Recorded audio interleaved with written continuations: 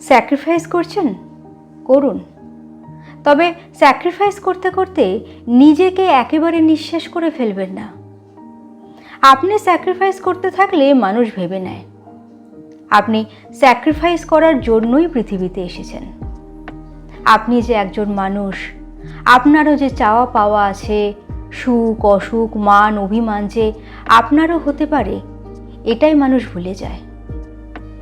তারা ভাবে আপনার মূল্য না দিলেও চলে। ধূপ জ্বলতে জ্বলতে নিঃশেষ হয়ে গেলে পোড়া কাঠিটাকে কে আর যত্ন করে রাখে? যতক্ষণ সুগন্ধ ততক্ষণ তার দাম। ফুরিয়ে গেলে বরং আবার নতুন একটা ধূপ এনে জ্বালায়। ভাবুন তো, এ জীবনে যার জন্য এতটা করলেন সেও কিন্তু কেটে পড়েছে। তার থেকে কি বিরাট কিছু আশা করেছিলেন? না, সামান্য কৃতজ্ঞতা বোধটুকুও সে দেখালো না।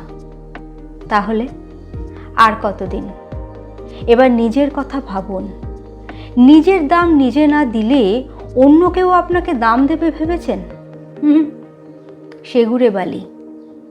একটা কথা আপনাকে বলি, নিজেকে হরিণ লুঠের বাতাসা করলে মানুষ লুঠেই নেবে।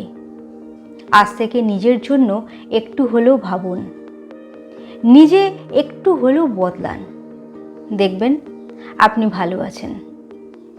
নিজের ভালো থাকাটা নিজের অধিকারের মধ্যেই তো পড়ে। আপনি ভালো থাকলে তবেই তো অন্যকেও ভালো রাখতে পারবেন। কলমে সরজিৎ ঘোষ, কণ্ঠে শ্রীপর্ণা।